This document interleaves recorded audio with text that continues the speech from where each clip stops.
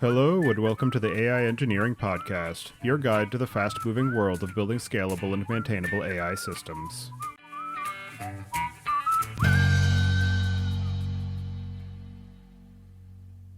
Your host is Tobias Macey, and today I'm interviewing Adam Honig about using AI to automate CRM and maintenance of that. So, Adam, can you start by introducing yourself? Sure. I'm Adam. I'm the founder of Spiro AI, and we're mostly known for really hating CRM. And do you remember how you first got started working in the ML and AI space? Yeah. Well, I think, like many people, it kind of started with the movie Her, but I'll put a little bit more context around it. At the time, I was running a rather large consulting company that focused on helping organizations use Salesforce.com. We had like 750 consultants. We worked for pretty big companies like MetLife or Charles Schwab, and everybody kind of hated Salesforce. And so we did all this stuff. Like we had a PhD in organizational behavior come in and try to come up with like models to how to get people to use it better and stuff. And it was just really a labor. And I wound up selling that business, and it's ultimately became part of Accenture. And after I saw it, a friend of mine said, "Hey, you got to see this movie, Her." And I watched the movie, and I'm assuming everybody knows the movie. But what really struck me was the fact that, like, the Scarlett Johansson character could just like learn about the environment and then make recommendations and do things. And I'm like, I'm struggling with that same issue, like right here in the real world with trying to get all these salespeople all around to try to enter data into Salesforce. And why don't we just have Scarlett Johansson enter all the data for them? I mean, it's probably not a good use of her time, but that was sort of the thing that got me and what would ultimately become the founding team of Spiro thinking, okay, well, can't we use machine learning to, just do a lot of these tasks that people seem to be doing manually? And so now bringing us around to Spiro, can you give an overview about what it is that you're building and some of the story behind how you came into that as the particular problem that you wanted to solve? Yeah, happy to do that. So Spiro today, we call it the anti-CRM CRM. And the idea is like imagine if you could have something like CRM that would help you keep track of all your customers and communications with them and really understand everything about them, but nobody had to like enter any data. And this data entry thing is sort of a big deal. And I just want to just give you a minute on it to why it's so big, because salespeople traditionally only get paid when they bring in business. And so if they're spending their time entering data, they see it as very negative. And, they often will just not do it. So CRM systems tend to be ghost towns of information. There's nothing really in there. And so, what Spiro does today is it literally reads all of the emails of our customers, and it looks for data in the email, like, who they're emailing at, what customers, can automatically create contacts in itself. It reads the email signatures and updates the phone numbers and all of this stuff that just happens in the background, so that the experience of our customers using Spiro is that they get all this rich data about customers coming from emails, phone calls, video meetings, what have you, ERP order data, and nobody has to do anything, and then, the problem with machine learning, of course, as everybody knows, is in order to make good, predictions and insights, you need to have good data. And since we collected the data ourselves without kind of any human interference coming into that process, we tend to get much stronger signal there than if everybody's just kind of typing in their own notes. So I don't know if that's sort of at the level you wanted to hear about it, but that's sort of the idea behind Spiro. We focus on the manufacturing industry, and that's part of our journey. You asked me about the journey. So when we first started the business, we had this, kind of a idea, and we literally sold, to anybody that we could find. And so even today, I have 2 minor league baseball teams using Spiro.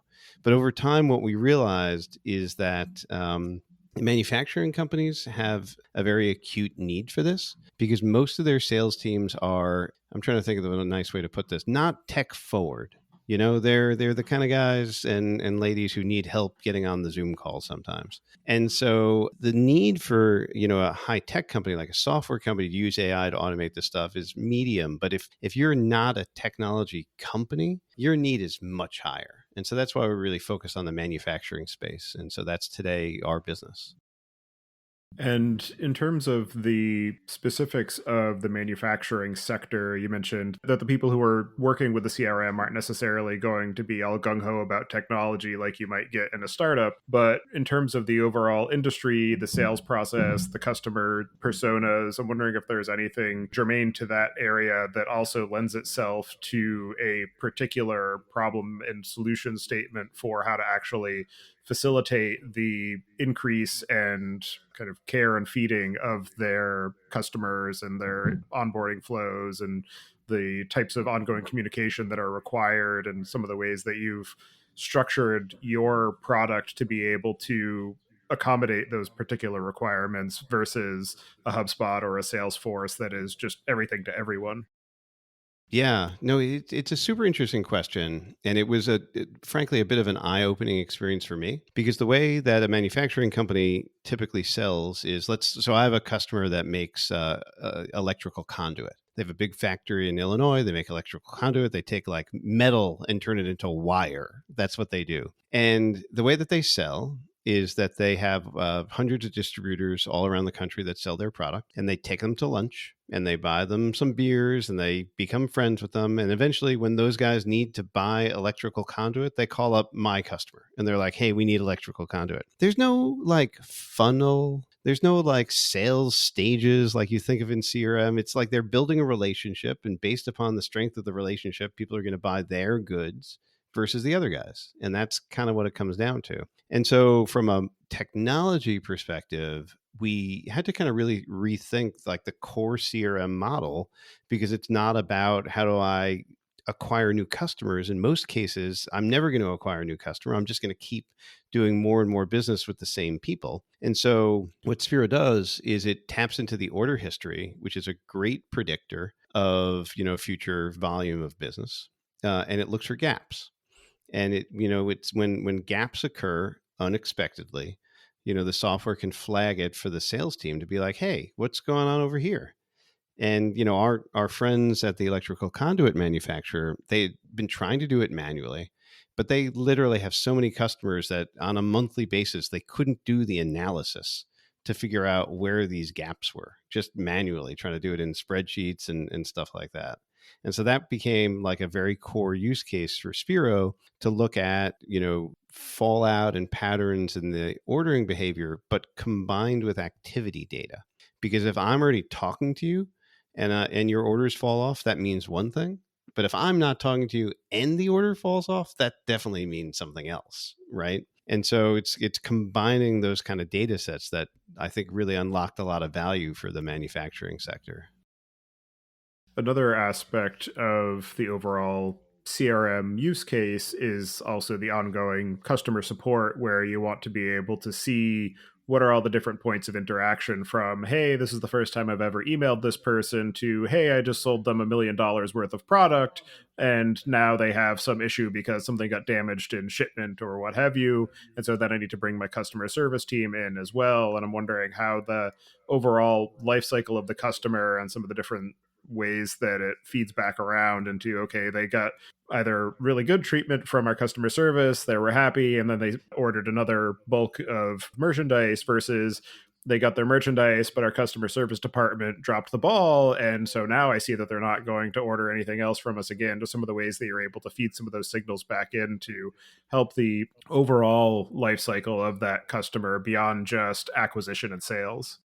Yeah, super interesting. So one of the things that Spiro does is it automatically tiers the customers. And this isn't something that you need machine learning for to figure out who your top 10% customers are and stuff like that. But it does automatically tier it, because the customer, the response that you should be giving a tier A customer is just a lot different than what you should be doing a tier C or tier D customer. And the way that it works in Spiro is, we use generative AI to consolidate all of the communication into what we call an executive summary. So when you go to look at, let's say you're doing business with Staples, you look at the Staples company page in Spiro, and first thing when you pull it up, it just gives you the overview of everything that's been happening in the past week. Could be customer service issues, it could be new orders, it could be just communication. And then you have the option to dig deeper into that by asking follow-up questions like, hey, I'm going to go meet with these guys. What are the 3 things I should talk about? And again, based upon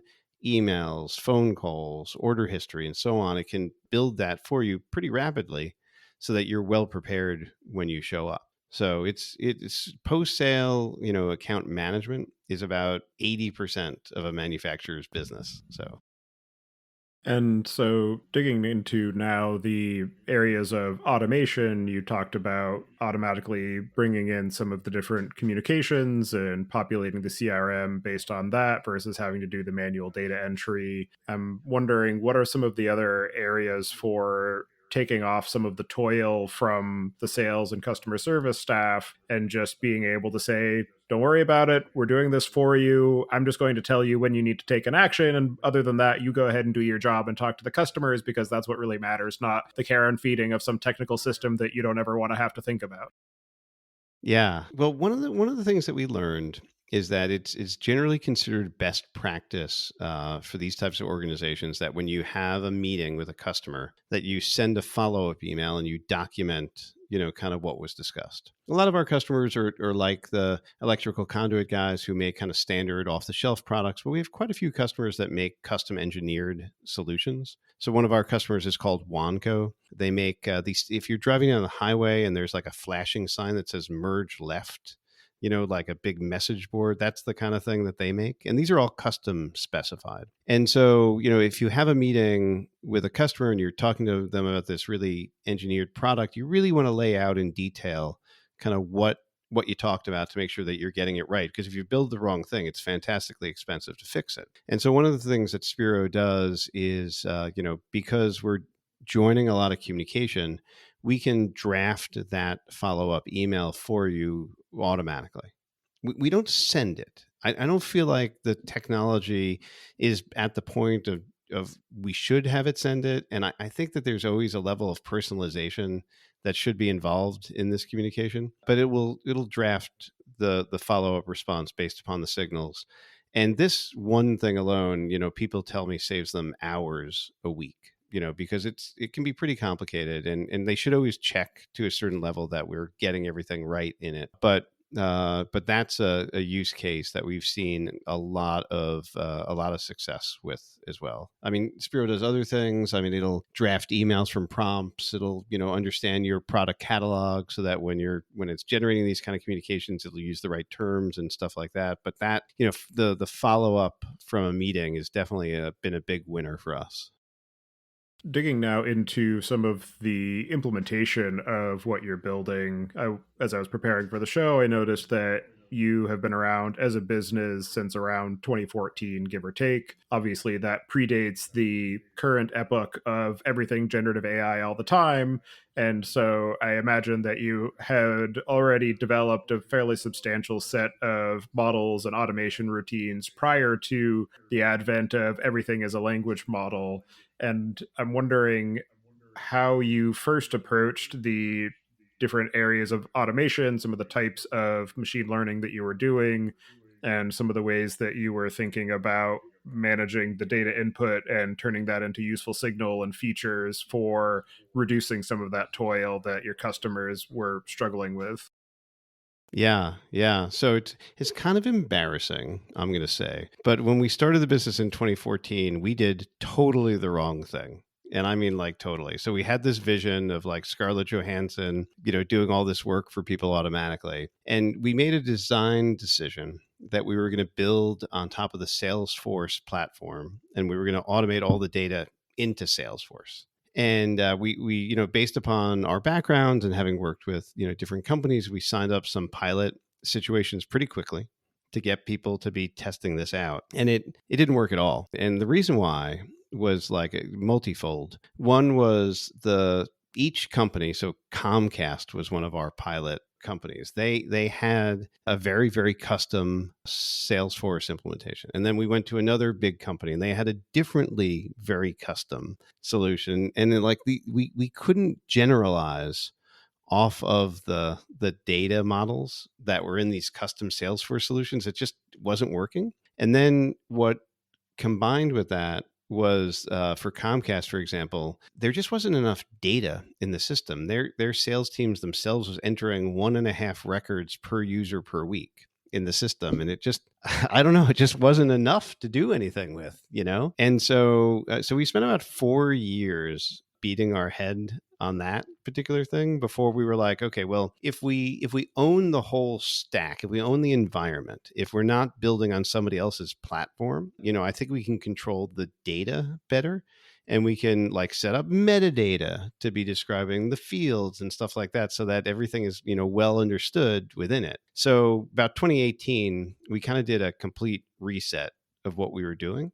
So even though we've been doing it for about 11 years, I only think 7 productively. And you're right. We did, once we got to that point, we built our own models, which were fine, but nothing really fabulous, But what, I think for us, it was only really with version 2 and then 3 of the OpenAI platform that everything really started clicking together for us. We work with some of the Google models, we work with some of the Amazon models, and they were good, but just not really killing it for us.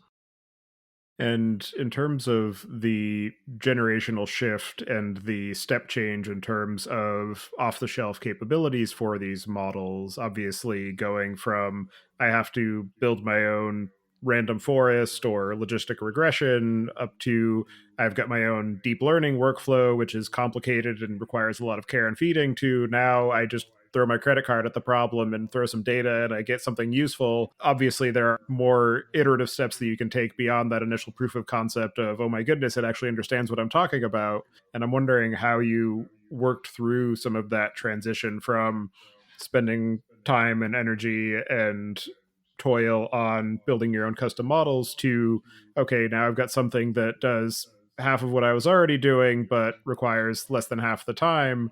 And in particular, what your decision process was for deciding which pieces to keep and which pieces to augment and then which to totally replace. Yeah. So from a decision-making process, it seemed pretty clear very early for us that us trying to compete at a fundamental level with the large AI players was going to be a mistake. I mean, we're 35 people. We have some great team members, super smart, whatever, but like we're not going to compete with Google. We're not going to compete with OpenAI. And, some of the early challenges and still some things that we struggle with, I'm hoping that they're going to solve, because they seem like pretty big problems to me. One of them being the context window. So, our typical customer, like if you think about 100-person sales team and you think about the amount of email communication that they're generating, and you think about a 128K token context window, you're like, okay, well, how do we, make something useful out of that? And what kind of techniques can we use to pre-process the data to pull out, the best bits to be feeding, into the model. So our focus kind of became much more practical in a way instead of fundamental that way. And I don't think there's anything left in the Spiro platform, that we built probably from 2018 to 2021 at this point. I think we've pretty much replaced everything with stuff from one of the big players at this point. So I like to think of us as more of a applied AI, than a fundamental one. But this context window, don't get me talking too much about it, because I'm really hung up on the context window. Because like for me, a lot of the work that we're doing is like, how do we fit stuff in, and how do we make it fast? Because like if you go to Spiro and you're like, hey, I'm going to go meet with this customer, tell me what I need to know, and it takes 10 minutes. I mean, it would still be amazing that it could actually do it, but it's useless in a practical sense. People expect, a 2-3 second maximum response time when they ask the system something, Another aspect of the transition is just in terms of the messaging and expectation setting to your customers. So to your point of, hey, I want this system to do this thing. Why is it taking 10 minutes versus, hey, I want the system to do this thing. I don't want to have to explain it. Just figure it out for me. But also going from building your own narrow AI models that can handle some of the automation steps of, okay, I can parse out some of the semantics of this email and be able to populate that into the different fields in the CRM, to now I can actually have a conversation with my CRM. How did you think about the implementation, the transition stages, and being able to set expectations and kind of handhold your customers through that generational shift in capabilities?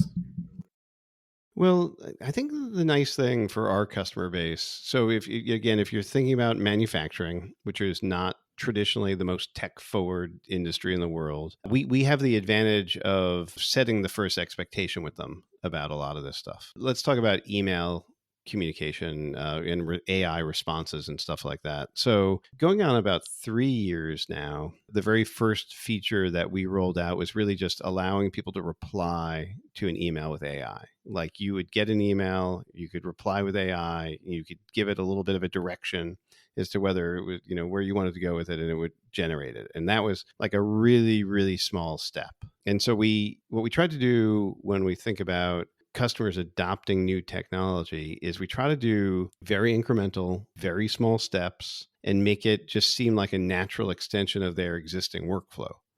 So there's already a reply button. What if there was a reply with AI button? We already, then we graduated to the AI being able to draft full emails from you from a prompt. Well, we have email templates in Spiro. That's always been a core part of our offering. So the drafting of the AI should be looking to the user a little bit like they're using a template in a way, something that they're already familiar with. And even though we label it as AI because, we want people to be excited by the technology, but we're not screaming it at them. We don't want them to feel threatened or worried about it. And one of the breakthroughs, I remember I was at a customer in Chicago, a company that makes vision related products, and half their sales team is international. And I think one of the things that really got them on the AI train in this way was the realization that it could draft in Japanese or Korean or whatever, just in the same mode. And I think, once people started seeing it as something that was exciting for them and not a threat, which I think that there's a little bit of today, that really helped that particular customer kind of move forward with things. So in terms of like the methodology that we use, it's just slowly being incremental. To your point of how you surface it, so going from a natural workflow of send an email to send it with AI, and then increasing the level of autonomy that it can gain, what are some of the areas where maybe you've tried to bring AI to bear on a particular workflow and gotten pushback from your customers saying, no, that should never be the job of AI, or I don't understand how AI is going to be helpful, or any variation thereof? Yeah, so we did a prototype of a full just chat interface for the UI of Spiro. So like it's basically just like you log in, it's a chat interface. There's no buttons, it's just you chat. And I was like, this is perfect. We don't need a front end team. We can just have everything be in the chat. And you could just be like, hey, tell me about Tobias, or I'm going to go talk to this company or whatever. And it would just give you what you needed. And that was a complete bomb. People were just not like, they looked at it like, what am I supposed to do with this thing? Like it didn't, like we're the anti-CRM, but we're still a CRM. It still needed to have sort of the basic, navigation in the system to get people to feel comfortable with it. So that's one example of something that just really didn't go well for us, and that's okay. We try things, we see what works, what doesn't work. So now that you're in a state where you're relying largely on these vendor APIs for being able to incorporate these language model capabilities, there are a lot of sophisticated workflows that you can build. You need to be judicious about how you're doing that so that customers are delighted and not displeased. The other challenge that comes to bear when you're bringing in these language model providers is cost management, because depending on how verbose your customers are, how verbose the models are, you might spend 5 cents, or you might spend $5 for the same interaction, as well as the challenge of making sure that the language model response is actually relevant and doesn't fall prone to hallucinations. So then you have to make sure that you're managing the context, bringing us back to your point of context windows. And I'm wondering what your process is for managing some of those cost controls and output validation, and just some of the guardrails that you've put around those systems to make sure that your customers are happy and that you're not running over your kind of allocated budget and eating into your profit margin because of the costs of operating that utility. Yeah, so it's super interesting. So when we first started working with like OpenAI, for example, I think we had like they had a ability to limit the amount of spend that you had. You could be like, I don't want to spend more than like $200 a month or something like that. As a matter of fact, they wouldn't even let you spend more than $200 a month. I think at some point because they were throttling their own usage. So I'll give you an example. So when we first started, we had this vision of the executive summary. And we wanted that, when you go to a company, you're always going to see, just at a high level, exactly what's been happening. So you don't have to look at all the details. The system is just going to tell you. But a lot of our customers have 10, 20,000 customer records in Spiro. We have hundreds of customers. And to run that for every single one of them, and people might not even look at all those customers on a weekly basis, would have been crazy expensive. So we engineered an approach that our customers would follow certain companies in Spiro. And that following told us that that company was important enough that we should run this, at the time, expensive AI process to provide that executive summary. And that was sort of the first approach to that. But what happened as the different models have come out, the price points have really fallen radically. And we've been doing a great job of working to use the lowest cost models where possible, kind of across the board. And so today, for example, we do actually just summarize, we create that executive summary for every single company across the board. And it's not costing me more than it did when I only had the selected records being processed. So that's just an example of how much, the cost has come down. But to do some of the things that we want to do in the future, so I'll give you another example. So we're really only summarizing the last week's worth of activity at this point. But, so I think of it as like, I've got this budget that I want to spend. And as the models improve and the context windows go up and we can, the prices are going down, we'll put more in. So I'm kind of managing to a steady state budget with the amount of tokens that I think we're going to be consuming in that. I don't know if that makes sense. That's kind of the way that I think about it. The other challenge, as you said, is these models are constantly changing, the price points are constantly changing, the capabilities are evolving, and that can be a pretty challenging moving target, as well as the fact that by relying on this other vendor as part of your core functionality, it brings in a measure of platform risk of, oh, hey, what happens if they all of a sudden decide that they're going to cap the number of requests that I can make again, and they're not going to let me increase that. And then you have to say, okay, well, I know that this particular set of prompting works with this model, but if I try to do the same thing over here, everything blows up and it starts trying to tell all my customers bogus data about their prospects. And so there's that element of platform risk as well, beyond just the cost factor.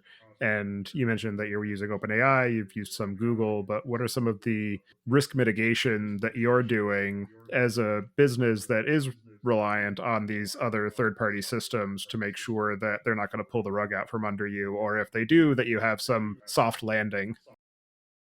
Yeah, well, it's a good point. So we built a whole bunch of functionality on the OpenAI Assistant API, for example, which they have basically just replaced with another API, and for good reason, because the other one we really struggled to get it to work. Well, it was not very performant. It had a level of complication I don't think it needed. But we built for about a year on that thing, and suddenly we're like, okay, so we got to now rip it out and replace it, and we're in the process of doing that. So it definitely is a problem. But when you're building commercial software, you're exposed to that all the time. Like we use, to write an email, we use a third party, editor for that, and those guys change stuff and break stuff all the time for us. We have a embedded analytics solution as a component of Spiro, and we have another third party provider that we use for that. And nobody I mean, I guess obviously Microsoft and Google and people like that can, but nobody at the mid-size scale can build their own everything anyway. So I think it's a matter of, where do you want to put your bets? And, if you look at the funding of these companies and you look at the size that they have in their reputation and you try to make your best guess at it, we're working with a vendor. So one of the things that we do is we using a third party API to be transcribing video meetings, telephone calls, and stuff like that. And we're working with a small provider, a company called DeepGram. They've done an excellent job for us. We use the Google API for that initially, and these guys they seemed a lot more respondent. There's certain technical challenges with transcription, especially when people start speaking multiple languages. I don't want to get into it, but and they were just much more responsive and helpful for us during the process. And even though they're not anywhere near Google, they were still a good bet to work with. So pick your poison, I guess, is the answer. No good solution there. In terms of your journey from building your own models to jettisoning those in favor of these more capable language models, to you now have rolled that out, you have a set of features based on those, what are some of the opportunities that you're investigating for bringing more autonomy to bear on the CRM, letting the AI models take more control from the humans that are involved, being able to be more proactive in maybe doing their own research of identifying possible prospects of, okay, this is a company that maybe could benefit from the particular product that you're manufacturing. Here's some information based on their public earnings reports that maybe this is a good opportunity for you to try and get in front of them, et cetera, to be able to expand the set of offerings and the ways that your platform is able to grow the capabilities of your customers.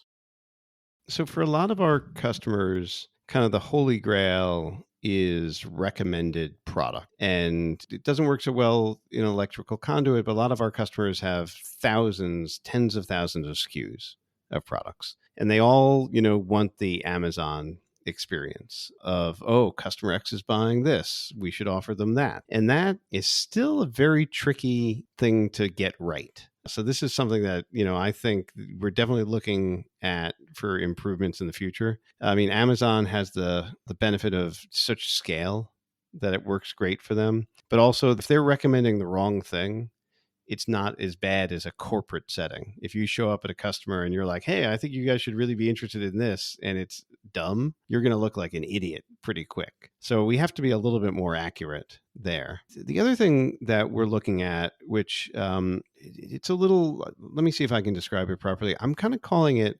fieldless CRM. And so business applications by and large are, okay, we got a table, we got some columns in it that represents fields on a screen, right?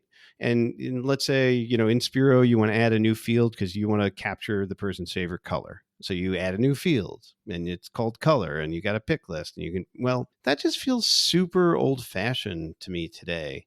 Why are we from a business systems just putting everything in fields that way when the way that this information is captured is not like that? You know what I mean? And so you might have fields that don't exist. You might have fields that don't need to be filled in. You might have things that aren't relevant. And so why can't, the database structure and the user experience accommodate that dynamically based upon what they're seeing? And if you think about some of the design experiences that people see in the future, like custom personally fit clothes and stuff like that, I kind of see that as that metaphor for the way business applications could be working, all underpowered by the language models that understand the relationships with these things to the company or contact object or something like that. So I don't think we're anywhere near making that a practical reality, but we'll see, because I think that's where it should be. And that brings to mind a lot of the recent conversations around things like agentic memory, short versus long term memory, and also the potential for auto generating knowledge graphs based on contextual input and having the LLM use that for providing better context and relevancy to the RAG workflows. And I'm wondering, what are some of the areas of experimentation that you've started on there to be able to start to bring in some of those more data modeling and data storage focused elements of the overall AI application.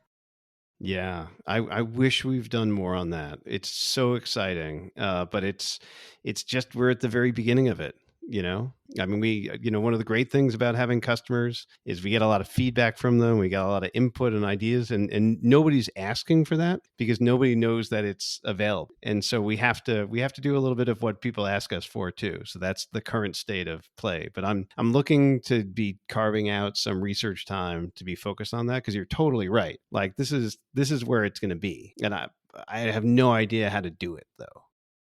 Well, as a shameless plug, I will recommend that you go back and listen to the episode that I did about Cogni, which is one of those agentic memory systems that helps with managing some of that data ingest and builds the graph context for you. Yeah, right on. I'll definitely do that. And going back to the confidence building aspect that we touched on earlier of figuring out what are these models capable of? How do I make sure that they continue to be capable of that as new versions of the model come out, as they tweak the system prompts, etc.? What are some of the ways that you are being deliberate in the experimentation that you're doing, the ways that you're spending time and money on potential features and speculative capabilities of your platform to make sure that you're not just burning a lot of time and energy on something that ultimately has no real future, and some of the ways that you're emphasizing on kind of failing fast to identify what are the capabilities that you can't build or don't want to build or that your customers really don't care about. Yeah, well, I think it's okay to have a certain amount of failure in the system. First of all, I think if you don't have that amount of failure, I think you're not innovating hard enough, probably. But we do have a pretty extensive beta process as well, and we run everything in beta, for about 6 weeks before we go live with anything in production. And usually, the kinks start to show up in a couple of weeks of things being live. And when things go wrong in AI, they go wrong pretty bad, pretty quick, So it's not usually like a subtle thing, and so, we do a lot of work with prompt management, kind of what's the kind of core prompts that the system should be using, how does it get impacted by user decisions, and that's an immense amount of testing that we're doing during the beta phase to make sure that everything's coming out right. So I'd say that's probably the best strategy that we have at this point to be working with this. And, we try to only be in beta with customers that are very understanding of these kind of things. It's not a generalized approach. And as far as identifying those customers, what are some of the ways that you evaluate and onboard them to set expectations for, hey, this is a beta, it will probably fail spectacularly, I warned you? Well, I mean, we're definitely going to use everything ourselves first. There's no question. So we run the whole company on Spiro, as you would in this kind of circumstance. So we see a lot of things ourselves. There's no magic guide. It's people that we have really good relationships with that have shown an appetite for being out on the edge, and these people raise their hands pretty quickly, and then you have to determine whether or not they're really going to give you the good feedback that's required to make it successful. But you're going to know that when you see it, for sure. And as you have been building and growing and iterating on Spiro and working with your customers so that they can fulfill the needs of their customers, what are some of the most interesting or innovative or unexpected ways that you've seen your product applied? Unexpected ways. Yeah, that's a really good question. I'll give you one example.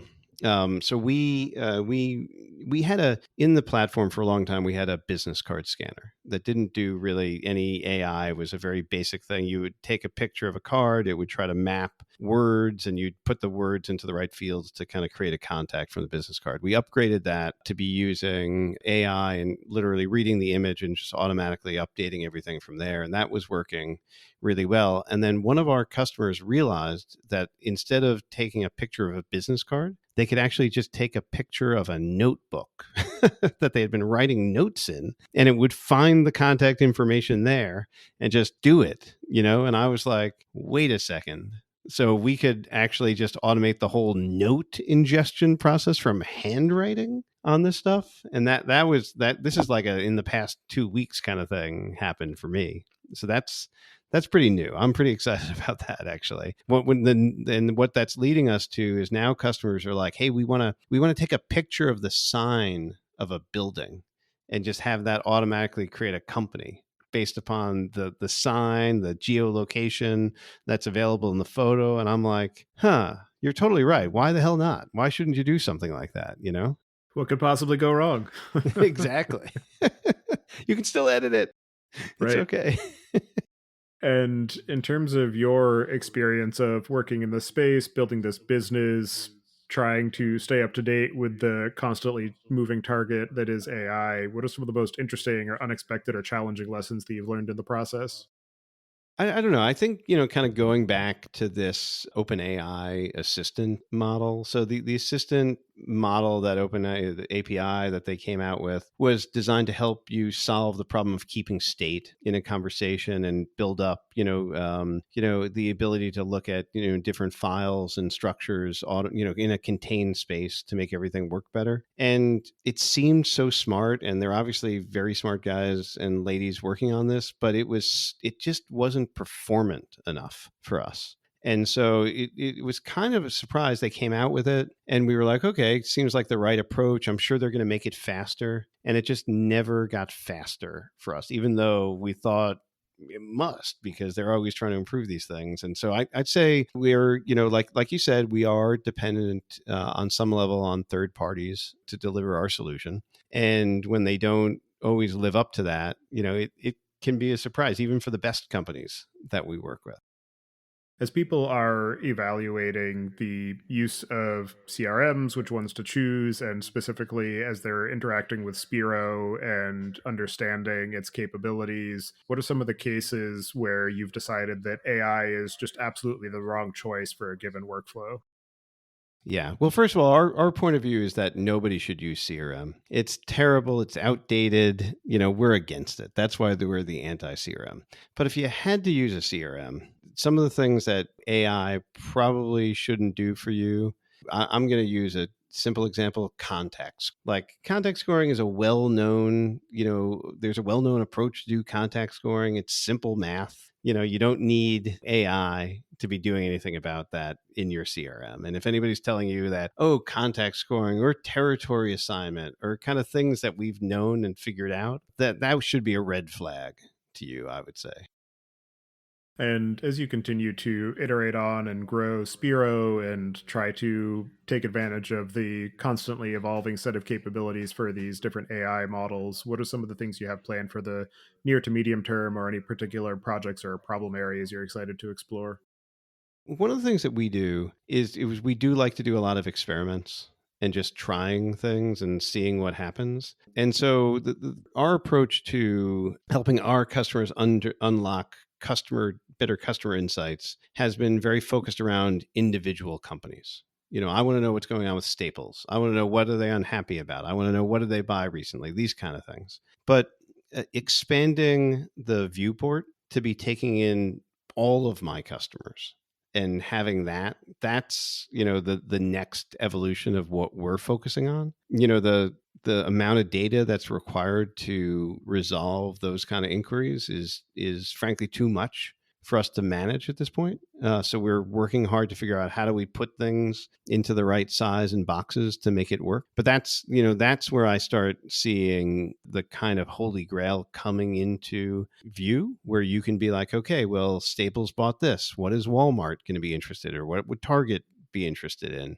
And at least give you a good basis for answering that question. And are there any other aspects of the work that you're doing at Spiro, the ways that you're applying AI, the overall space of CRMs, and the capabilities for automating them that we didn't discuss yet, that you'd like to cover before we close out the show?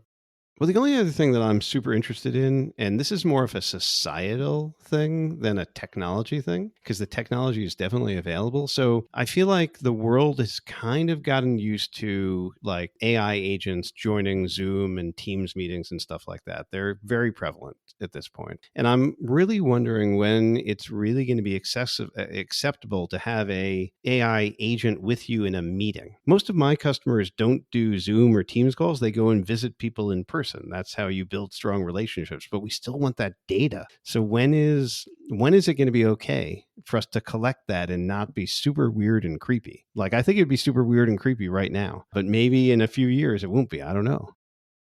Yeah, the trying to pass off AI as some sort of anthropomorphized entity is definitely something that can easily go terribly wrong. And I think we definitely need to continue to just make it very obvious that it is just a machine and treat it as such.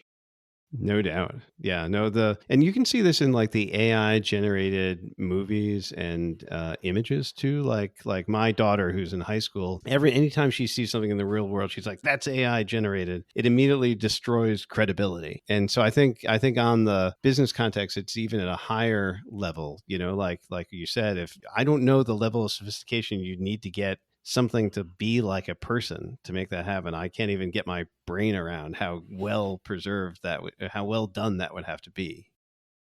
Well, for anybody who wants to get in touch with you and follow along with the work that you're doing, I'll have you add your preferred contact information to the show notes. And as the final question, I'd like to get your perspective on what you see as being the biggest gaps in the tooling, technology, or human training that's available for AI systems today. Yeah, it changes from day to day for me, frankly. But the area that I'm stuck on today is the context window. I just want as big a context window as possible because I have all this data I need to put into it. And I don't want to be spending time figuring out how do we reduce the amount of data. I just want to get to the answer. So I would say that's where I'm at. So if you got a big context window, I'm your guy. All right. Well, thank you very much for taking the time today to join me and share the work that you're doing at Spiro and some of the ways that you're bringing AI to bear on CRMs and ways to relegate them to the dustbin of history. So I appreciate all of the time and energy you're putting into that, and I hope you enjoy the rest of your day. All right, Tobias. Thanks so much. Thank you for listening, and don't forget to check out our other shows, the Data Engineering Podcast, which covers the latest in modern data management, and Podcast.init, which covers the Python language, its community, and the innovative ways it is being used. You can visit the site at themachinelearningpodcast.com to subscribe to the show, sign up for the mailing list, and read the show notes. And if you've learned something or tried out a project from the show, then tell us about it. Email hosts at themachinelearningpodcast.com with your story. To help other people find the show, please leave a review on Apple Podcasts and tell your friends and coworkers.